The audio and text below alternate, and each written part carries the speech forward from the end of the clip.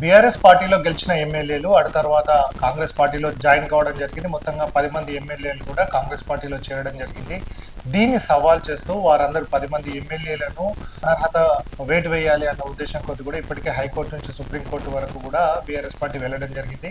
ఇందులో భాగంగానే ఇప్పటికే సుప్రీంకోర్టు 3 నెలల్లోగా దీన్ని తేల్చాలి అన్న ఉద్దేశం కొద్ది స్పీకర్కు కూడా చెప్పిన నేపథ్యం ఉంది. సో ఇప్పటికే స్పీకర్ తాను 10 మంది ఎమ్మెల్యేలకు కూడా నోటీసులు పంపించడం జరిగింది. అందులో కొంతమంది ఇప్పటికే ఆ నోటీసులకు సమాధానం ఇచ్చారని కూడా చెప్తున్న నేపథ్యం ఉంది. అందులో భాగంగానే నగరానికి సంబంధించిన ఎమ్మెల్యే దానం నాగేందర్ కూడా ఒక మాట చెప్పిన నేపథ్యం ఉంది. ఇప్పటి వరకు తనకు సంబంధించి స్పీకర్ నుంచి ఎట్లాంటి నోటీసులు తనకు అందలేదని కూడా ఆయన చెప్పిన సందర్భం ఉంది. ఆ నోటీసులు వస్తే దానికి సంబంధించిన సమాధానం చెప్తారని కూడా చెప్తున్న సందర్భం కనబడుతుంది. సో దీనికి సంబంధించి ఇట్లా ఉండగా సో ఇప్పటికే కొంతమంది పార్టీ మారిన ఎమ్మెల్యేలందరూ కూడా ఎవరైతే స్పీకర్కు సమాధానం అంటే నోటీస్కు సమాధానం ఇవ్వడం జరిగిందో దాంట్లో కొన్ని అంశాలను చెప్పడం జరిగింది.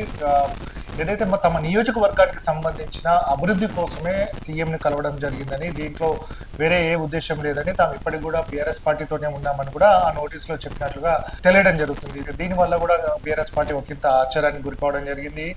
అప్పుడు సీఎంతో కండువా వేసుకున్న ఫొటోస్ కావచ్చు సోషల్ మీడియాలో చాలా మట్టుకు ఉన్నాయి. వాళ్ళ అఫీషియల్ ప్రోగ్రామ్స్లో కూడా వాళ్ళు తిరగడం జరుగుతుంది.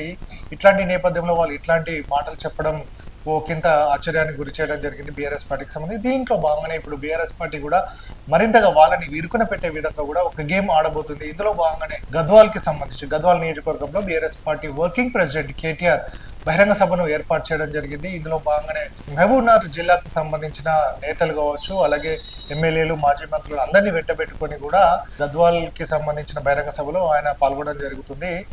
దీనికి సంబంధించి చూసుకున్నట్టయితే గద్వాల్ ఎమ్మెల్యే కృష్ణమోహన్ రెడ్డి ఇప్పటికే తాను బీఆర్ఎస్ పార్టీలోనే కొనసాగుతున్నాను అని చెప్తున్న నేపథ్యం. సో బీఆర్ఎస్ పార్టీలో కొనసాగుతుంటే ఈ రోజు ఆ పార్టీకి సంబంధించిన BRS party working president KTR అక్కడికి వస్తున్నారు కాబట్టి ఇప్పుడు ఏదైతే కృష్ణమోహన్ రెడ్డి కూడా ఆ సమావేశానికి అధ్యక్షగా వహించాలి, అలాగే ఆ సమావేశంలో పాల్గొనాలి. దీన్ని ప్రపంచానికి చాటే విధంగా కావచ్చు, అలాగే వారిపైన కూడా కింద ఇబ్బంది తలెత్తే విధంగా కూడా ఈ మీటింగ్ను కూడా ఏర్పాటు చేసిన నేపథ్యం కనబడుతుంది. సో ఏదైతే ఎమ్మెల్యేలకు సంబంధించి స్పీకర్కు సమాధానం ఇవ్వడం జరిగిందో ఇందులో భాగంగానే ఇప్పటికీ గద్వాల్కి సంబంధించి ఈరోజు మీటింగ్ని పెట్టడం జరిగింది. అలాగే మరో 9 నియోజకవర్గాల్లో అంటే పార్టీ మారిన 9 మంది ఎవరైతే ఉన్నారో వారి నియోజకవర్గాల్లో కూడా సమావేశాలు నిర్వహించి వారిని ఇరుకున పెట్టే విధంగా BRS party working president KTR ఈ సమావేశాలు నిర్వహించే ఆలోచనలో ఉన్నట్టు కూడా తెలియజేయడం. సో ఈ రోజుకు సంబంధించిన సభలో కృష్ణమోహన్ రెడ్డి పాల్గొనకపోతే వేరే విధంగా కూడా దాన్ని సోషల్ మీడియా ప్లాట్ఫామ్ కావచ్చు మరింత ప్రజల్లోకి తీసుకెళ్లే విధంగా